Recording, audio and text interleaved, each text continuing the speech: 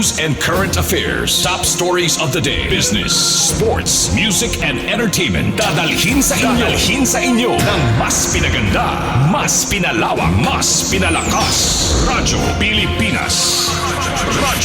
Radyo Pilipinas.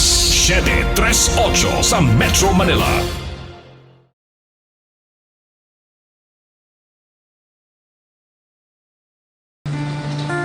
Matinding kalaban ng COVID. Ayokong makahawa. At mahawa. Pero kailangan ko na magtrabaho. Kaya di ako magiging pabaya. Di matigas ang aking ulo.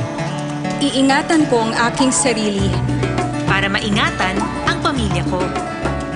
Ito ang ambag ko. Ako, Ikaw. lahat tayo. Sama-sama nating Mayaangat ang bayan. Basta't sama-sama tayo. Sa pag-ingat buhay. Para sa ating hanap buhay.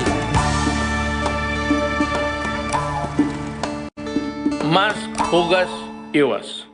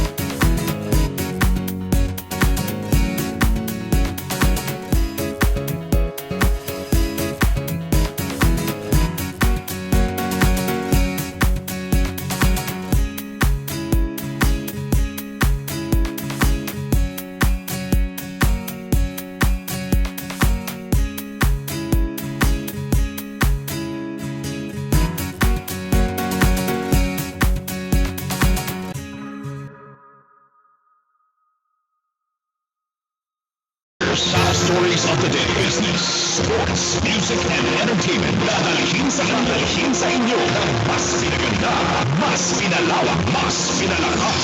Radyo Pilipinas. Radyo Pilipinas. 738 sa Metro Manila. Walang sinasalpo. Anuman ang issue, sino man ang sangkot, hindi pagtatakpan, hindi kakampihan, pagpanig sa tama at totoo lang. Walang sinasalpo. Diskusyong diretso sa punto, talakayang bigay todo si Alex Santos. Walang sinasalpo dito sa Radyo Pilipinas 738 AM. Okay, magandang hapon Pilipinas, Luzon, Visayas at Mindanao. Kayo po'y naka-tune in po. Kung kayo po'y nasa radyo ngayon, ito po ang Radyo Pilipinas, ang programang Walang Sinasanto sa araw po ng Huwebes. Thursday na po tayo. 4 na po ng buwan ng Pebrero. Kumusta na po? Eto, meron tayong good news para ho sa ating pong mga kababayan na mga lifeliners, ika nga mga lifeliner elective consumers. Ito po yung mga mahihirap po natin mga kababayan na less ang konsumo ho sa kanila pong kuryente. O may anunsyo ho ang ating pong Pangulong Duterte kanina sa pamagitan po ng ating pong tagapagsalita ng Pangulo, walang iba kundi si Secretary Harry Roque, dahil nga po ay nagpulong po ang mga cabinet members, kabilang po dyan ang kalihim ng Department of Energy at ilang pang mga economic managers po. At the same time, ang ating pong Pangulong Duterte at meron po siyang kautusan para ho sa mga lifeliners. Ito po, good news. Ang recommendation po ng Energy Department para ho sa measures para bigyan ng karagdagang pong ayuda o assistance ang ating pong mga lifeliners. Ito po yung mga lifeliners, elective consumers. No disconnection. Ito po yung mga sumusunod na mga benepisyo na inyo pong matatanggap. Wala daw hong pagpuputol ng daloy ng kuryente sa inyo pong mga tahanan. No disconnection hanggang Pebrero. Hanggang siguro po ito katapusan ng Pebrero. No? So meron po kayong 26 days. Hindi naman tayo 30, no? So hanggang February 28 lang po ang buwan ng Pebrero. So meron pa ho kayong 24 days. Mahaba-haba na rin po yan, ha? No disconnection ng 24 days ang ating po mga lifeliners. Dagdag pa ho yan na inyo pong benepisyo na binigay po ng Pangulong Duterte na binibigyan po kayo ng extension ng grace period, palugit, para ho sa pagbayad ng inyo pong mga bayarin sa kuryente ng additional 2 months. O kita nyo naman, no? Ganun kayo kamahal po ng ating pong Pangulong Duterte. Kaya doon po sa mga nagrarally kanina sa tapat po ng opisina ng Meralco, oy, tigil-tigilan nyo na po yan. Sigurado sinasakyan po kayo nung po mga militanteng grupo na imbis na pasalamatan ho ninyo ang ating pong Pangulo, eto, binabanatan pa ang ating pong gobyerno. O ito nga ho, meron po ngayong utos ang ating Pangulong Duterte. Number 1, no disconnection hanggang Pebrero po yan, February 28, 2021. At tapos binibigyan po kayo ng palugit at extension ng grace period para mabayaran po ang inyo pong mga bayarin sa kuryente ng hanggang additional 2 months. Hindi pa ba kayo masaya ho niyan? At meron din pong option para sa installment payment ng mga lifeliners para ho sa inyo pong pagbabayad. Kita nyo naman, no? Swerte ninyo itong mga lifeliners. Sino ba itong mga lifeliners? Baka meron ho mga lifeliners ho dyan. Ang dami mga kuryente na konsumo ho. Ito po ang definition po ng lifeliners. Sila po ang mga low-income captive market end users na hirap pong maka-afford to pay at full cost yung kanila pong bayarin. Sila po itong mga lifeliners. Ito po yung less na kumukonsumo po ng less than 200 kilowatt per hours per month. Kung hindi naman po sumusobra po ang inyo pong konsumo ng 200 kilowatt hours, kayo po ay mapapabilang po sa mga lifeliners. Sino ba ho yung mga lifeliners? Para maintindihan natin mga kababayan. Ito po yung, bukod sa less ang konsumo ninyo, ito po yung meron po mga 2 or 3 lamang pong bumilya para po mailawan po ang kanila pong tahanan. May isa pong radyo, may transistor radio. Kayo po, yung mga nakikinig ngayon po sa Radyo Pilipinas, sa pihitan ho natin, sa inyo pong talapitan, 738 po ang aming pong istasyon. Kung pwede ho ninyo i-tune in po ngayon para marinig ho ninyo ito pong good news ng ating pong Pangulong Duterte. Kung kayo po ay may isang radyo at limited naman po ang inyo pong mga appliances, wala ho kayong telebisyon, wala ho kayong mga refrigerator, wala ho kayong washing machine, at wala ho kayong mga PS4 o ano ba niya mga dagdag na mga appliances, kayo po ay mapapabilang po sa less consumers, low consumption po ng kuryente. Kaya po kayo po ay may tatawag na lifeliners. Ito po yung sinasabi nga ho ni Secretary Roque na ito po ay dagdag protection po sa inyo. Yan po ay inanunsyo po natin po Pangulong Duterte. Kita nyo naman, ganun po kayo kamahal ng ating pong Pangulong Duterte, yung mga lifeliners po natin. Na kanina, marami ho ang nagsisigaw na naman po dyan sa tapat ng Meralco na ang sabi nga ho sa Meralco, ganid daw, ganid kayo. Ha? Ganid sa pera. Paano magiging ganid po Meralco? Kayo naman po kumukonsumo po ng kuryente. Alam naman ho ng Meralco na hirap po magbayad, pero wag ho kayo mag-alala. Dapat po tumawag ho kayo sa kanila pong tanggapan or tumungo ho kayo sa kanilang opisina at gagawa naman po kayo ng ng paraan kung paano niyo uutay-utayin po ang pagbayad po niyan. Ha?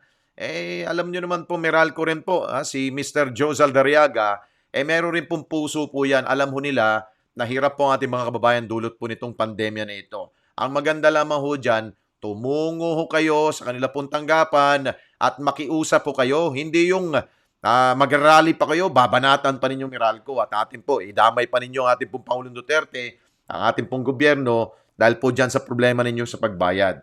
Madali pong kausapin po Meralco. Nasa sa inyo ho yan kung paano ho ninyo masusolve yung arrears po ninyo. Ha? Para at least hindi naman po, alam nyo naman ho natin na konsumo na nga ho ninyo yan tapos magagalit kayo sa Meralco, sasabihin ninyo, ganid sila. Kayo talaga, nakonsumo na ho ninyo yan.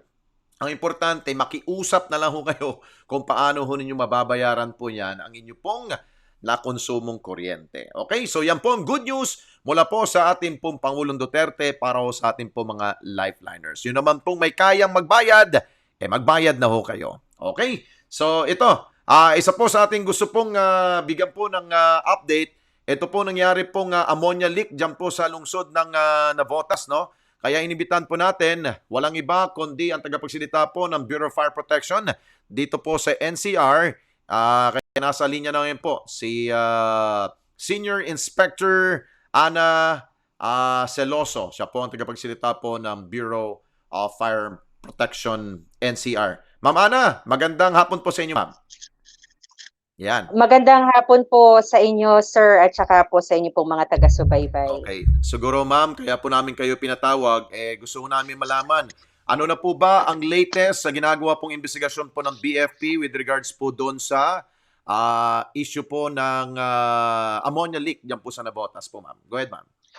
Hanggang sa ngayon po, hindi pa po talaga mapasok ng mga investigators po natin, no, sa BFP yung mismong sentro po ng pinangyarihan ng pagkalat po nung ammonia, kung saan po ito nagsimula. Kasi sa air monitoring device po namin, medyo hindi pa po siya pasok doon sa safe level man lang.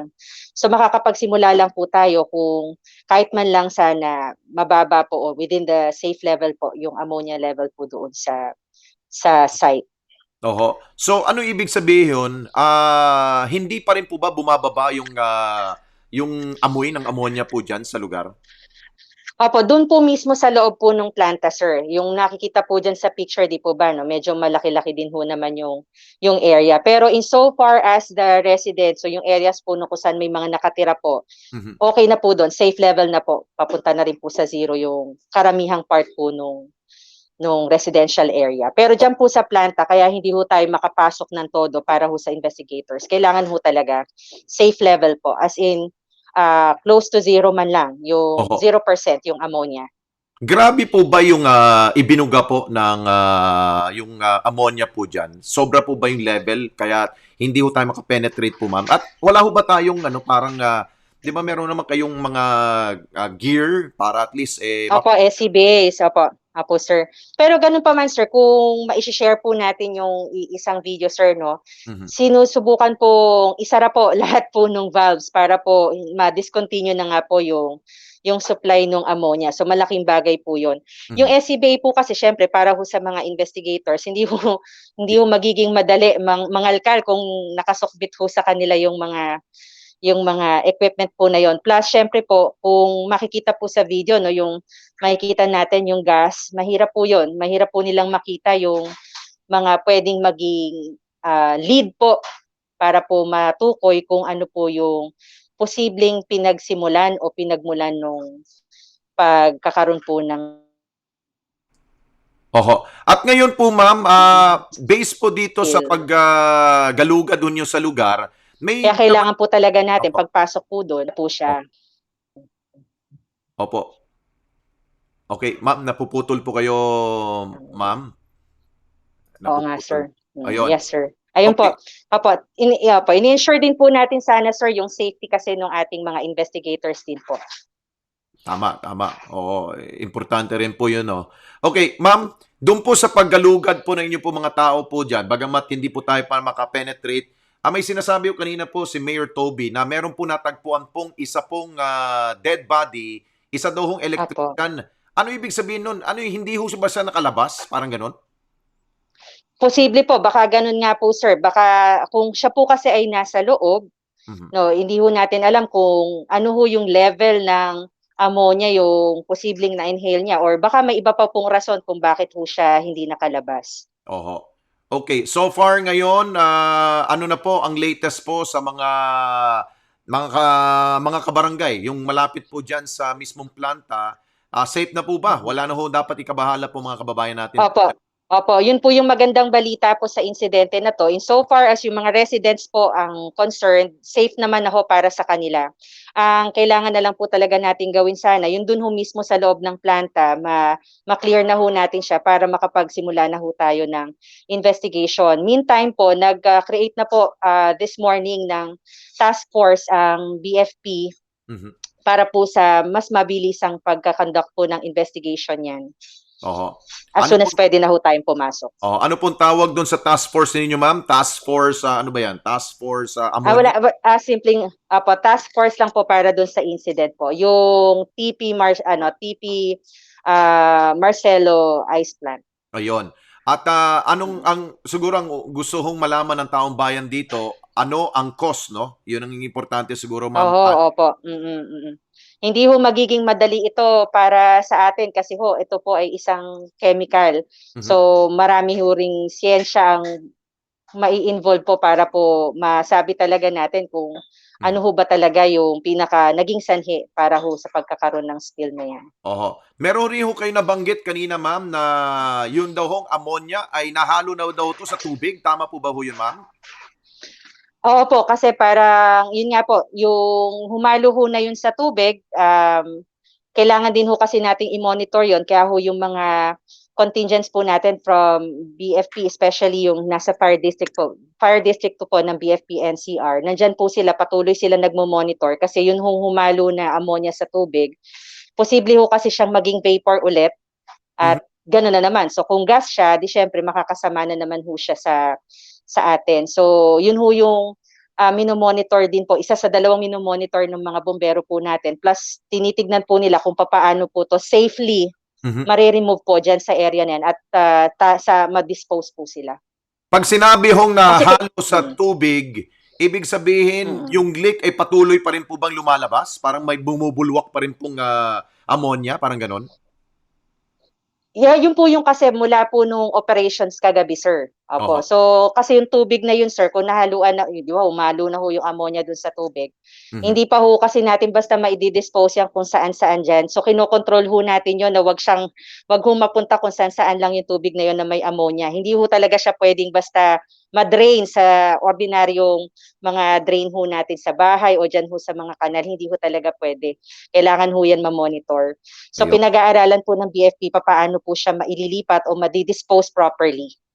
Kasi considered na ho yan, sir, hazardous waste. Okay. At yung banta naman ng posibleng, dahil nabanggit mo nga ho, flammable pala ho itong ammonia, no? So, yung banta ng Yes, sir. Opo. wala na ho yun. Less po yung banta ng sunog. Opo, sa ngayon po. Opo. Sa ngayon, opo. Okay. So, update ho doon sa mga nasa ospital. Wala ho kayong mga nakuhang impormasyon po, ma'am? Meron ho bang mga nasa critical situation ngayon, ma'am? Sa sa datos po namin kaninang umaga po, umabot po sa around 90 na po yung naidadala po sa hospital at 5 po doon ang sabi lang po sa amin ay critical. Pero kung ano po kaya yung particulars nung critical situation po nila, hindi pa po namin alam.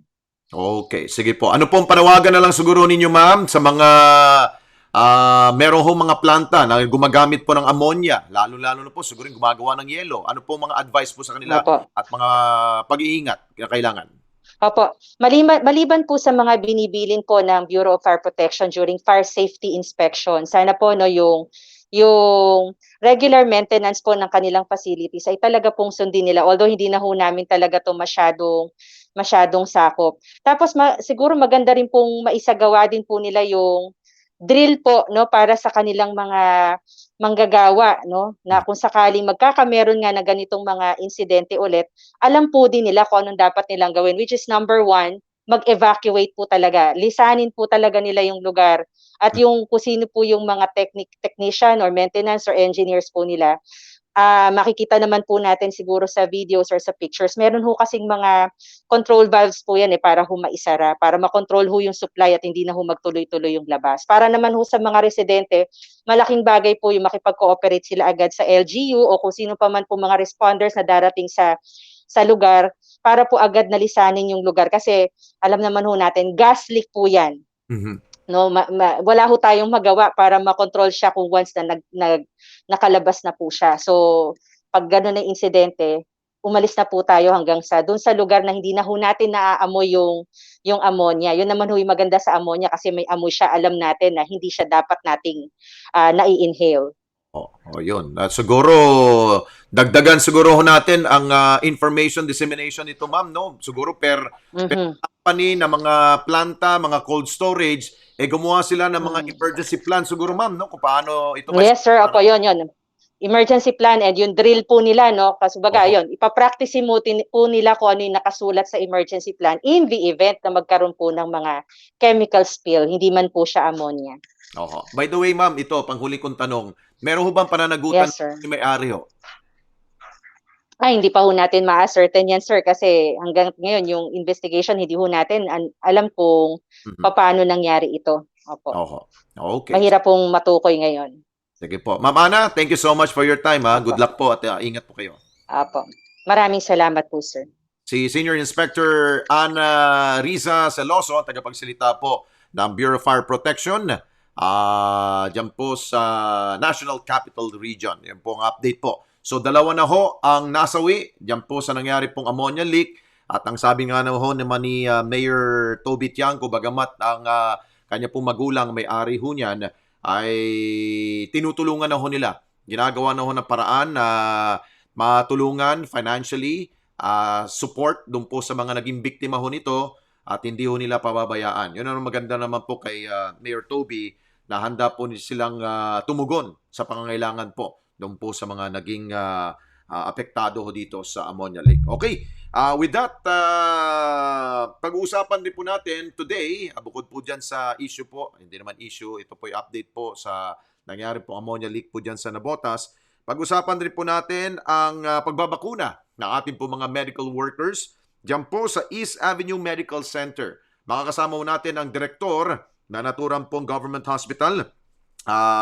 Kasama ho natin si Dr. Alfonso Nunez mamaya po at tanungin ho natin kung kumusta na po ang kanila pong ospital. Ready na ba ang kanilang mga staff, yung mga doktor, mga nurse, mga medtech, mga nursing assistant na para maturukan sila ano ba ang pulso ng ating po mga medical workers sa East Avenue Medical Center. Namimili ba sila ng bakuna?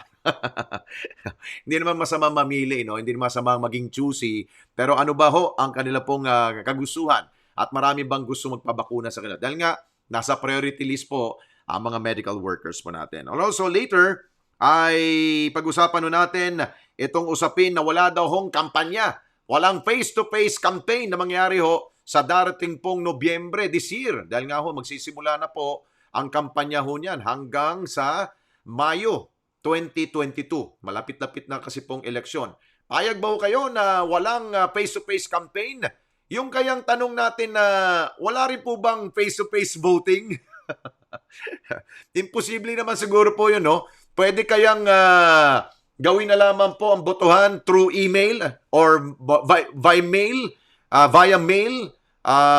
Tanungin natin ho mamaya ang dati hong commissioner po ng Commission on Election, si Attorney Goyo Larrazabal. Ano ba ang mga chances na ang pagboto po ay hindi na ho tutungo sa mga polling precinct, kundi pwede na ho kayo sa bahay lamang bumoto via email So mamaya tanungin ho natin ho yan. Dahil kung tayo po'y takot pa rin po sa COVID-19, mas maigi siguro po ay kaligtasan po ang iprioridad po ng ating pong pamahalaan. Okay? Eto muna mga balita mula ho sa ating pong mga kasamahan mula po sa probinsya.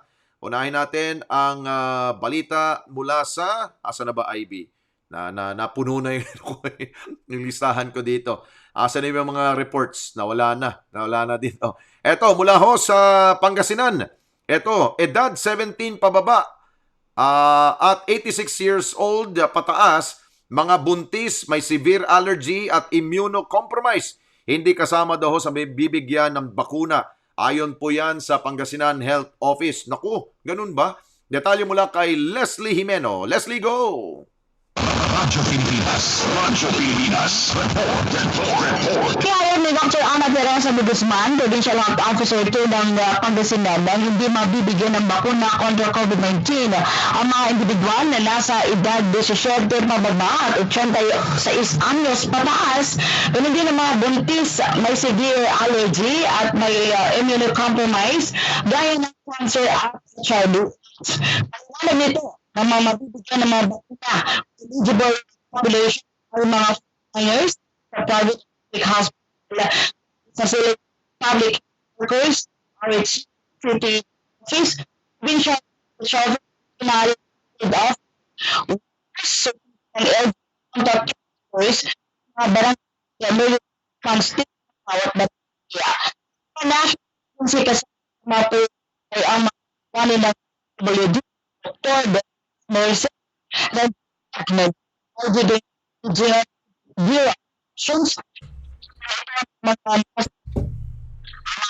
actions, remaining indigent, ability from personal gaya ng PNP, AFP, PCG at BFP habang susunod naman na kategorya sa priority ay ang mga guro at mga nasa essential agency.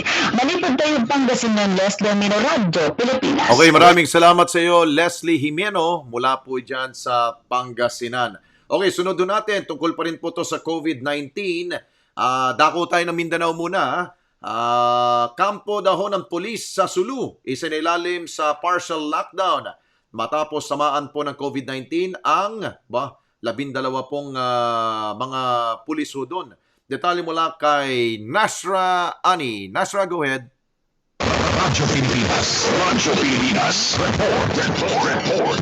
Sinimulan kahapon ang pagsailalim sa partial lockdown ng headquarters ng Cebu Police Provincial Office o PPO kabilang ang kampo ng PNP Special Action Force o PNP SAF na matatagpuan sa Barangay Asturias Holo matapos nagpositibo sa COVID-19 ang 10 miyembro ng PNP SAF at ang ilan mula sa Cebu PPO. Ayon kay Police Major Edwin Saba, Commander ng 1st Provincial Mobile Force Company, limitado lang ang pinapayagan makapasok sa loob at striktong ipinapatupad ang panuntunan kontra COVID-19 sa lahat ng mga pumapasok sa kampo. Kabilang ano dito ang mahigpit na pagbabawal sa mga minor at mga nakakatanda na pumasok sa loob at mga residente na lumabas sa kanilang tahanan maliban na lang kung may mahalagang transaksyon.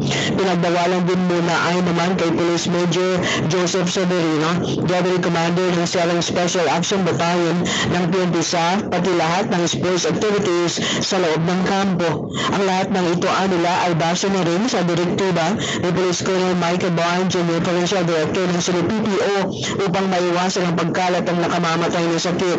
Umabot na sa 270 ang kabuang kaso ng COVID-19 sa lalawigan ng Cebu matapos madagdagan ng 12 panibagong kaso kahapon na puro mga uniformadong kawani ng pamahalaan. Doon halusunod ng Anlig para Radyo Pilipinas. Okay, maraming salamat, Nasra Ani, mula po yan sa Mindanao. Sunod natin, mula po sa Calabarzon, lalawigan po na Laguna, itataguyod ng Department of Tourism bilang fun, safe at sustainable tourist destination sa bansa. Detalye mula kay Tom Alvarez. Tom, go! Radyo Pilipinas. Radyo Pilipinas. Report. Itataguyod ng Department of Tourism ang lalawigan ng Laguna bilang fun, safe at tourist destination sa bansa. Ito ay pinangako ni Tourism Secretary Bernadette Romulo Puyat sa pagharap niya sa isang hybrid press conference na isinagawa sa San Pablo City, Laguna. Kasama rin susunod ng DOT sa flagship domestic tourism program ng DOT Calabarzon na tinatawag na Green Door Initiative. Nilalayo ng programang ito na pasigdahin muli ang industriya ng turismo sa lalawigan at magabayan ang transition ng Laguna Tourism Council tungo sa new normal. Idinagdag pa ni Secretary Puyat na makakasama sa tourism cluster na ito ang lungsod ng San Pablo at ang mga munisipalidad ng Liliw, Rizal at Nagcarlan. Mula sa lungsod ng Lucena, Tom Alvarez, Radyo Pilipinas. Okay, maraming salamat sa iyo, Tom Alvarez. Ayun, no? Usapin po sa turismo, dyan po sa parteho ng Laguna. Eto, papakita ko po sa inyo. Binisita po ni Secretary Berna Puyat. Ito pong lugar po ng San Pablo City. At kanya pong binisita ang, ito, kaibigan ko kasi at kamag-anak po namin. Ito, tingnan niyo po yung mga pictures nito. Kasama ho ni Secretary Berna Puyat ang amin pong relative na si Ann Mercado Alcantara. Sila po'y namamahala po dyan sa Casa San Pablo. Ayan, kita nyo naman magkatabi yung dalawa. Oh. Ayan. Ito po yung post po ni Secretary Berna Romulo Puyat ng Tourism Department. Ito po yung nagkukwentuhan yung dalawa tungkol po sa napakasarap na pagkain po dyan sa San Pablo, yung Casa San Pablo. Kung kayo po'y magagawi ho dyan, bisitahin po ninyo dyan para at least mabuhay at mapalago ho natin ang turismo po dyan po sa San Pablo. Yan po yung parte ho ng Casa San Pablo na meron po yang meron po diyang pwede kayong magstay ng overnight, pwede ho kayong tawag nito, day trip lamang. At pwede ho kayong kumain po dyan, lunch, dinner, breakfast. At meron ho kayong, pwede ho kayong gumawa ng dyan. May pottery rin po sila, tuturuan kayo paano ho gumawa ng mga clay, pottery, with Ann Mercado Alcantara. Kasama ho niya dyan si pareng Boots Alcantara. Bisitahin po ninyo yan sa Casa San Pablo, sa San Pablo City, sa Laguna. Okay, magbabalik po tayo at sa ating po pagbabalik, usapin ho natin ang topic natin ay tungkol po sa eleksyon at the same time ang usapin po sa yung isa natin na pag-uusapan na Ivy, ang tungkol po sa bakuna naman po sa mga health workers dyan po sa East Avenue Medical Center. Magbabalik po ang Walang Sinasanto.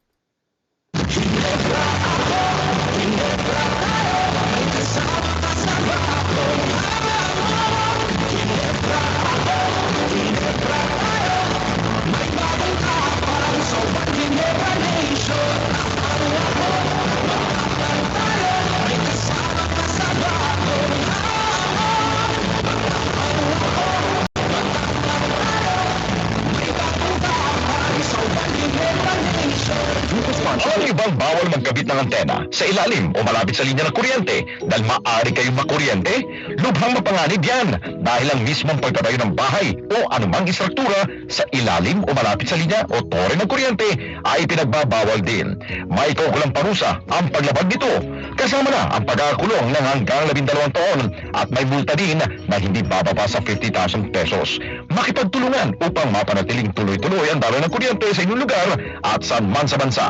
Isang paalala mula sa NGCP. Panatilihing masaya ang paglilibang. Ang paglalaro sa kasino ay para sa may edad 21 pataas lamang. Magtakda ng oras at limitahan ang gastos sa paglalaro. Huwag magsugal kung nalulungkot. Huwag hayaang makasira ng buhay at pamilya. Para sa impormasyon ukol sa responsible gaming, tumawag lamang sa hotline 521-0957 o bisitahin ang www.pagcor.ph/regulatory.php. Isang mensahe mula sa Pagcor. Keep it fun. Game responsibly. Alex Santos sa Walang Sinasanto sa Radyo Pilipinas 8 AM. Okay, oras natin 1:30 na po ng hapon at kapiling na ho natin ngayon si Dr. Alfonso Nunez. Siya po ang medical director po ng ospital ng gobyerno, ang East Avenue Medical Center. Doc Alfonso Nunez, sir, magandang hapon po. Si Alex Santos po, sir, sa Radyo Pilipinas. Magandang hapon, Sir Alex, at sa inyong mga tagapakinig. Okay, siguro unahin ko muna pong kumustahin po ang ating pong mga health workers po dyan sa inyo pong ospital. Kumusta na po ang kalagayan po nila, yung mga magigiting ho natin mga doktor, mga nurse? How are they, sir? Kumusta po? Patuloy pa rin nagsaservisyo ang mga empleyado ng East Avenue Medical Center. Patuloy yung paglalaban namin against the COVID-19 virus. Yan po ay by the authority of the DOH and sa mandate po na binigay sa amin ng DOH. Bagamat yung kaso ay pababa at pataas, yung aming preparation at yung aming kahandaan ay lalo po namin itong pinapabuti para sa taong bayan. In terms of, Doc Alfonso, in terms of yung bed capacity po niyo dyan, kumusta po? Hindi po ba tayo nagkukulang, sir? Sa ngayon, Sir Alex, maayos pa yung aming bed capacity. Para sa mga COVID-related patients, naglaan po kami ng mga 230 beds para sa mga COVID-related patients. Pwede namin ito i-expand up to 300-320 beds if the need arises. Yun. Opo. Pero right now po, yung sinalat namin ng mga 230 beds ay more than enough dun sa mga COVID-related patients na na-encuentro namin. Opo. At Doc, kumusta po ang recovery rate po dyan sa inyo pong ospital? Ayos po ba at naaalagaan po natin mga COVID patients, sir? Yes, sir. Yung mga pasyente po namin ay maayos na nakaka-recover. Sari-sari kasi, Sir Alex, yung mga pumunta sa aming patients. Hindi lang basta ito yung may ubosipon, ito yung mga halimbawa na stroke, pumupunta sa amin, o kaya yung mga ibang other problems like yung cancer patient na pumupunta sa amin at hindi namin alam kung sila ay COVID positive o hindi. But just the same, sila ay hinahandle namin. Yun nga lang kung wala silang mga COVID test or RT-PCR test, naturing namin sila mga suspects. Yun. So, in terms sa inyo pong mga medical staff po, sir, wala naman pong mga tinatamaan rin po ng COVID-19. Kumbaga, less na ho yung mga na nagkakaroon po, hawaan po dyan, sir. Lalong bumababa yung mga employees namin ng East Avenue Medical Center na tinatamaan ng COVID. Just to give you an example, nung December, meron kaming mga 5 to 7 employees. Ngayon, bumaba na ito sa 3. Uy, very good. There was a month, last month, na isa lang employee ang may COVID-19. Kasi meron kaming 3, pero lahat ito mild. Opo. Doing well na ngayon and we expect their full recovery this week. So, siguro pwede ho natin mayahambing ho yan siguro, sir, sa pag-iingat at matindi ho proteksyon na binibigay ho natin sa ating mga workers po dyan, sir. Opo, ibig sabihin po nito, ma-under po yung aming na-develop na mga guidelines and SOPs para sa pag-handle ng mga patients. Ang pangalawang ibig sabihin din po dito, yung aming mga protection na inaalat para sa mga workers ay mukhang it is working for them. Tapos pangatlo, yung mga support na binibigay namin sa kanila sa pagkain, sa accommodation, mga vitamins, sa nutrition, lahat po mukhang umaandar po para sa mga workers namin. Oy, good to hear po yan, sir, no? Para at least mapag-ingatan natin ang ating pong mga medical workers. Kaya ko rin nabanggit po yan po, Doc, dahil nga now that malapit na darating po ang mga bakuna para sa ating po mga health workers, which is kayo po ang nasa priority list, ano na ho ang mga preparations ginagawa ho niya dyan sa East Avenue Medical Center, sir? Una, Sir Alex, nagpapasalamat po ang East Avenue Medical Center sa Department of Health at kay Secretary Galvez dahil napasama kami dun sa mga unang mga hospitals na mabibiyayaan itong vaccine. At kami ay naghahanda po dito sa vaccine na ito at I can safely say that majority ng mga employees namin ay very excited. pagdating ng vaccine. And they are very happy na kami ay na-consider sa isa sa mga hospitals na mga bibiyayaan dito. Oo. Mga ilan po ba ang inihanda niyong mga staff po dyan, mga medical workers na una hong mababakunahan po? Nag-submit kami ng list sa Department of Health, sa Center for Health Development National Capital Region, at ang list includes regular, temporary, contractual, job orders, pati outsource. So ito po ay aabot ng more or less mga 3,150.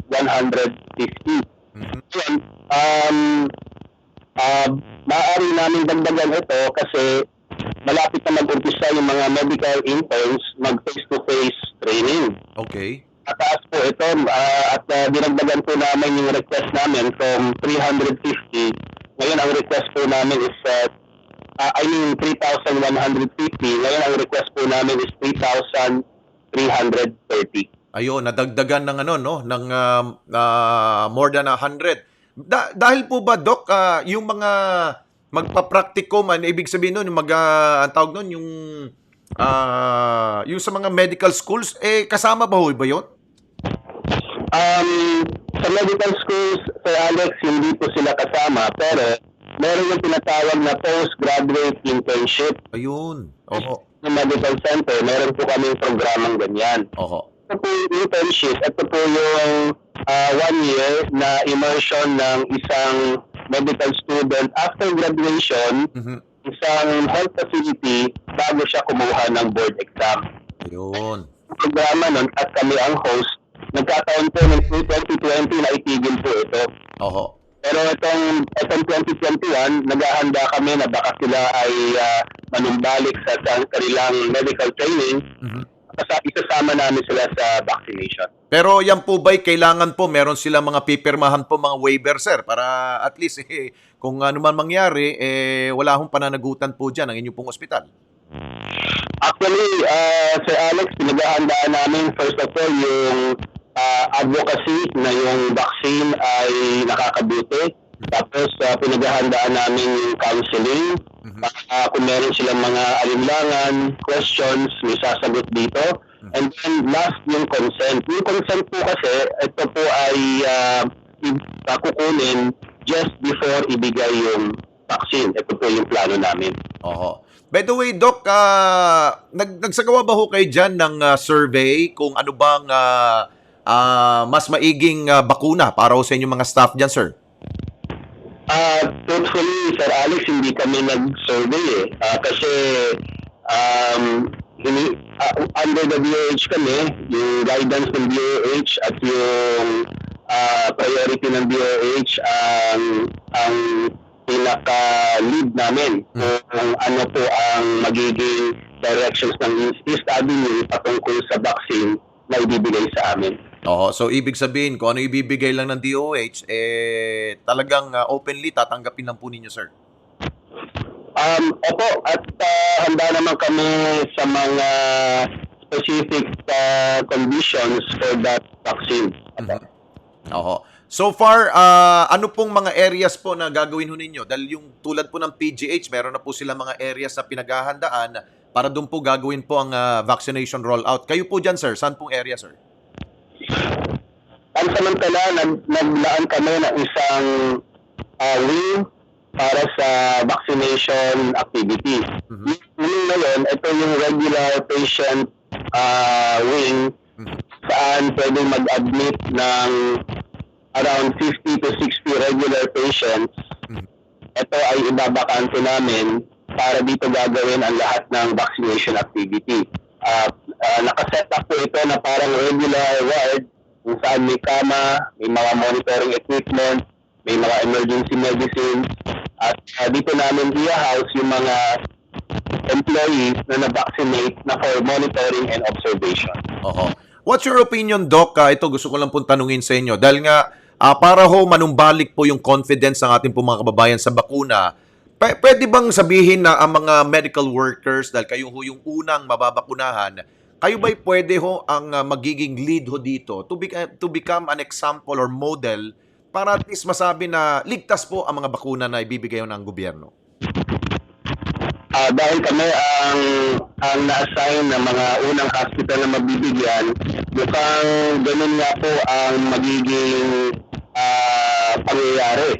Maaaring kami ang magiging ehemplo that the vaccine is safe as published and as explained, and it offers protection sa mga healthcare workers. Ganun na nga si Alex, mukhang nakatingin sa amin ang taong bayan para makita kung totoo nga ba yung mga reports about the vaccine as to its safety, as to its efficacy.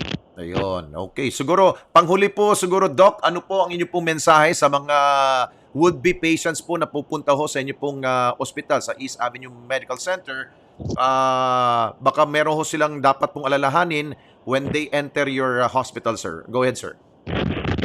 Para sa mga pasyente na gustong makuha yung mga serbisyo dito sa aming ospital, of course, nag-iisip po kami, meron kaming mga protocol na kailangan sundin to kahit saan kayo mapunta, maging outpatient department o sa emergency room department.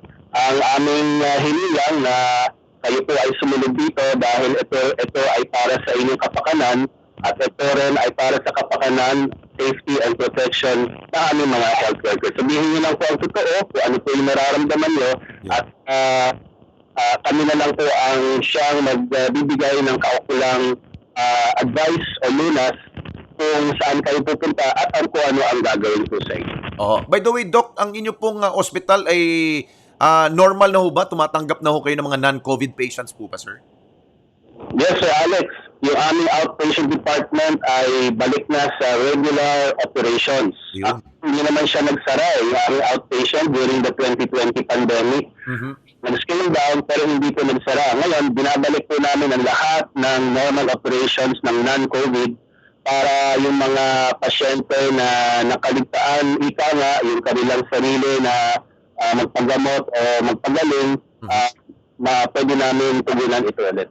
Ayun, very good. Sige po. Doc, thank you so much po for your service at kumusta mo na lang ako sa mga kasama natin, mga medical workers po dyan. Saludo po kami sa inyo, sir. Thank you so much. Ingat po kayo, sir. Maraming po salamat din sa Alex. Si Dr. Alfonso Nunez, ang medical director po ng East Avenue Medical Center. Ayun. So, ang ganda ng ang nangyayari ho dyan sa East Avenue Medical Center. Sinabi nga ho niya, less na po ang mga medical workers po ang natatamaan po ng COVID-19, which is parang na perfect na ho nila on how to protect our frontliners. Yun ang importante kasi kaysa naman po malagasan na naman tayo ng ating po mga bayani. We consider them as heroes po. Modern day heroes po sila dahil sila po'y patuloy po na uma-assist po sa mga COVID patients natin. Thank you, sir. At maraming salamat po sa ating po mga doktor, mga nurses, medtech, mga staff po dyan sa East Avenue Medical Center. Okay, magbabalik po tayo oras 1:43 na po ng hapon.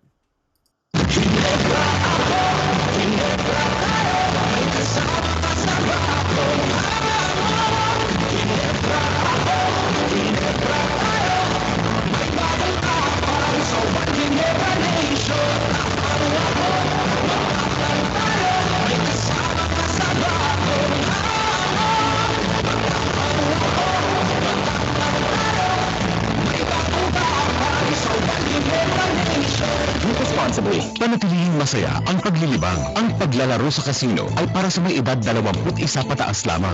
Magtakda ng oras at limitahan ang gastos sa paglalaro. Huwag magsugal kung nalulungkot. Huwag hayaang makasira ng buhay at pamilya. Para sa impormasyon ukol sa responsible gaming, tumawag lamang sa hotline 521-0957 o bisitahin ang www.pagcor.ph/regulatory.php. Isang mensahe mula sa Pagcor. Keep it fun. Game responsibly. #ID natin ang ID ng Pilipino. Ano ang Philippine Identification System o PhilSys? Ang Philippine Identification System o PhilSys ang magiging central identification platform na magbibigay ng valid proof of identity o patunay ng pagkakakilanlan para sa lahat ng mga Pilipino na maaaring i-verify digitally. Hashtag ID natin ang ID ng Pilipino. Isang paalala mula sa PSA, PCOO at may bilang ito. Matapang, ngunit patas. Matalino at matatas. Alex Santos sa Walang Sinasanto. Walang Sinasanto sa Radyo Pilipinas. 8 AM. Okay, nagbabalik po tayo sa Walang Sinasanto dito pa rin po sa Radyo Pilipinas. We are in our final stretch na po ng ating pong programa. It's a 55 minutes program dahil nga po tayo po ay magbibigay daan po sa mga press briefing ng ilan po natin mga kagawaran. At the same time, meron pong ilan pong news update po na ibibigay po ang Radyo Pilipinas. Okay, atin pong inaantabayan na naman po si former Commissioner ng COMELEC, Commission on Election, si Attorney Gregorio Goyo Larrazabal. Mukhang nag-iikot na po itong mamang ito para to educate ang ating pong mga would-be voters na go out and register. Ito, naglilibot na po ito sa iba pong mga panig ng ating pong bansa para at least to inform our rights to vote, yung ating pong ang ating pong karapatang bumoto, karapatan po natin for right to suffrage, ika nga. So, matanong ho natin dahil nga meron pong mungkahi ang Commission on Elections kamakailan at ito naging usapin na rin po ngayon at marami hong mga mambabatas, mga political entity, mga kandidato na parang hindi nila gusto na wala daw hong face-to-face campaigning sa darating pong eleksyon by 2022.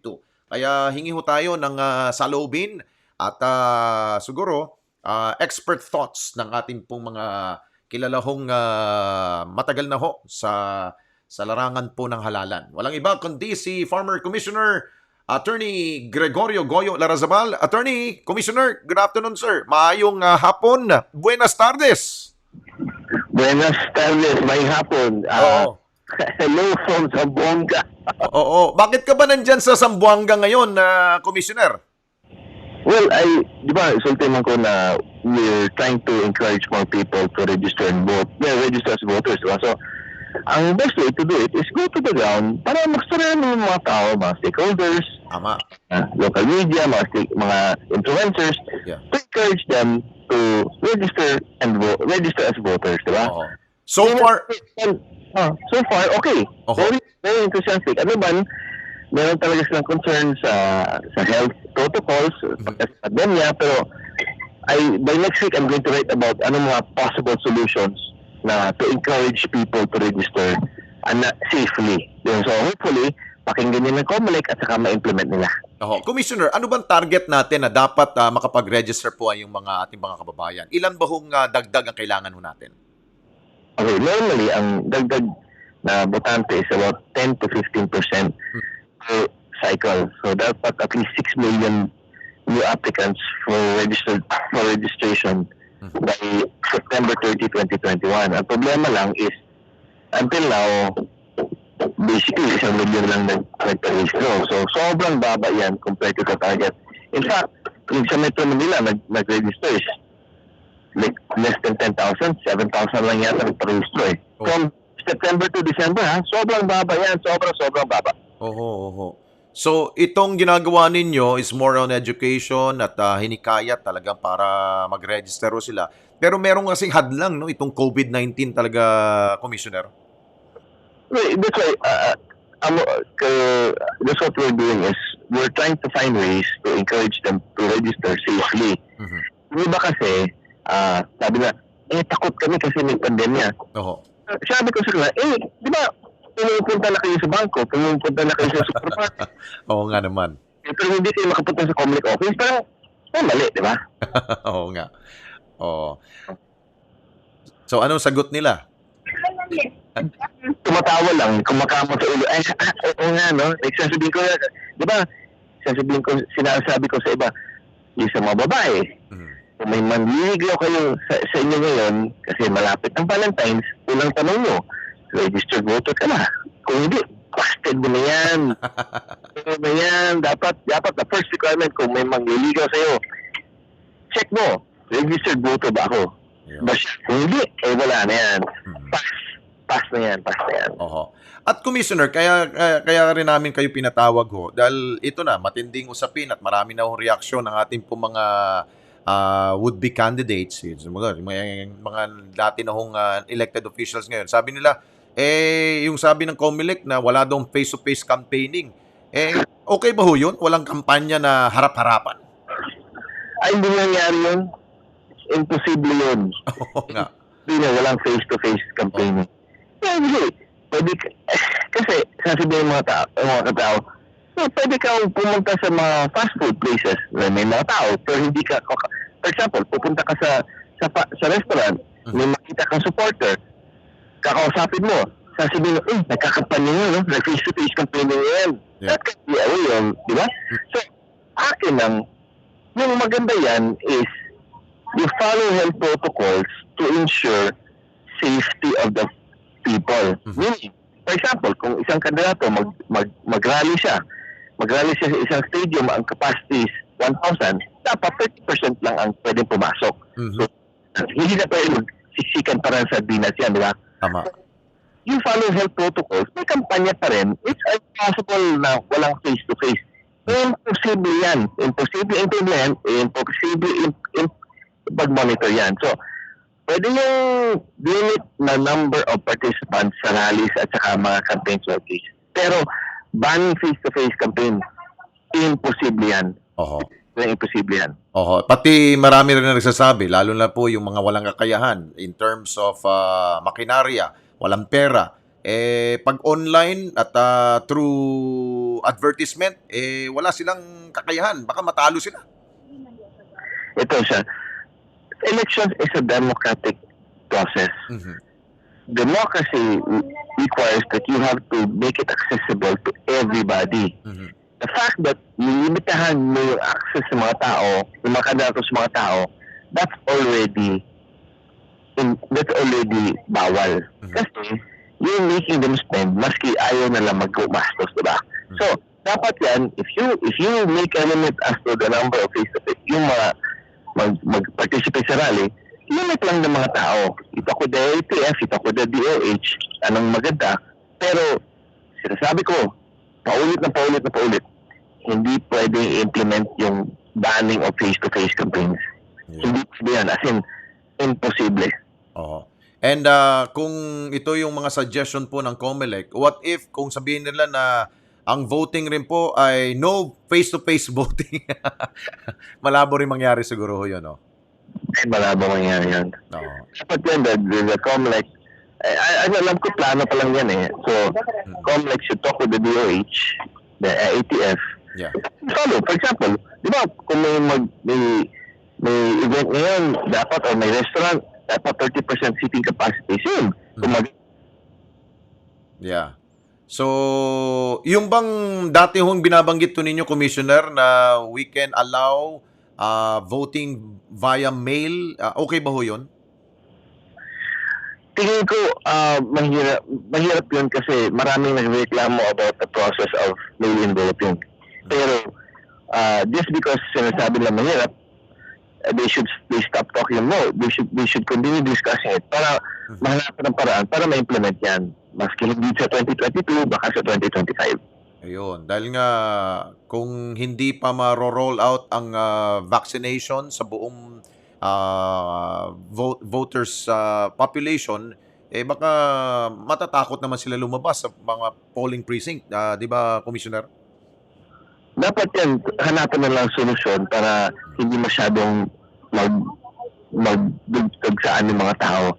For example, sa presinto, instead of up to 1,000 voters per precinct, siguro up to 500 na lang, kalahati na lang, para at least hindi masyado maraming tao sa presinto, di ba? Oo. Okay. Siguro panghuli po, Commissioner, inyo pong panawagan sa mga botante na hindi pa nakapag-register at sa mga matagal nang hindi nakaboto, anong gagawin ho nila, sir? Go ahead. Pumunta kayo sa iregister.comelec.gov.ph. Pwede kayo mag-fill up ng form para online application at saka online appointment form. Pero wala kayong access sa internet, wala kayong printer, wala kayong gadget or printer, whatever. Pwede na kayong pumunta sa COMELEC office sa city o munisipyo at saka magpila kayo doon, pwede kang magparehistro. Diretso na yan, yung mga comic staff natin at saka officials. Yes. Go out and register and practice your voting rights. Tama. Love yourself. Register. Love yourself. Register as a voter. Okay. Commissioner, dagang salamat at ingat po kayo dyan sa Zamboanga. Thank you. Attorney Goyo Larazabal, ang dati hong Comelec Commissioner po natin. Okay? Iikot po siya for education purposes para sa ating po mga botante. Okay, 1:55 na po. Susunod na po ang news advisory ng ating pong Radyo Pilipinas. At the same time, ang mga press briefing po ng ilan po natin mga kagawan. Mukhang Department of Agriculture, no? Dahil meron po sila mahalaga pong anunsyo ngayong araw nito. Thank you kay Ms. Roxanne Wamil at kay Avesha Picayo. At sa ating pong executive producer, Ivy Grace Rivera. At sa lahat po natin mga staff po dyan sa PBS. Ingat until tomorrow. Bye!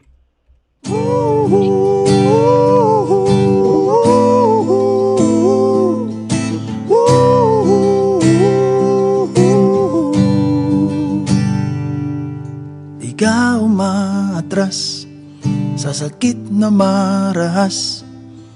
Kailangan mong magpalakas para sila'y mailigtas.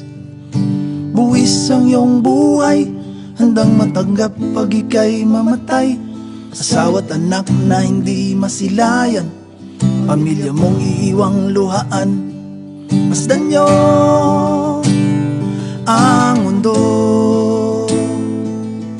isip ay mulat, magigising lahat. Paglaban nyo ang mundo, kung magkaisang lahat, hihilom ang sugat.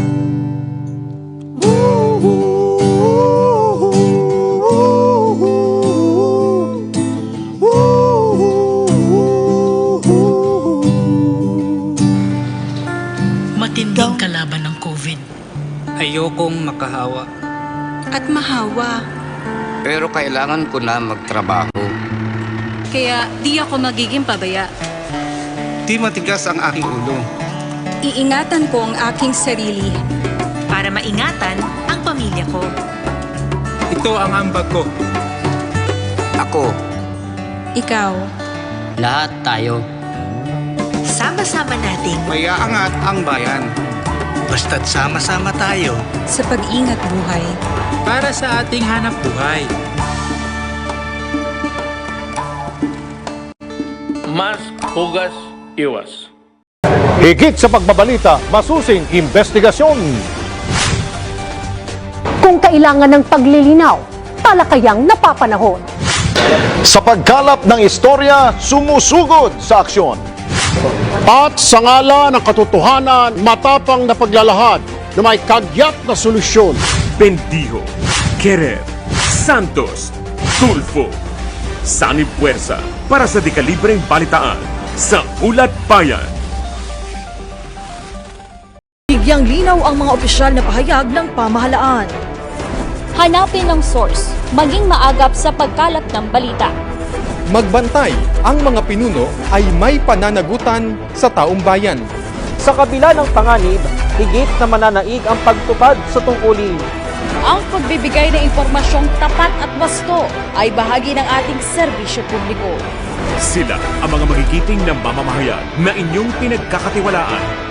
At ito ang mas pinalakas na PTV News, ang boses ng katotohanan para sa bayan.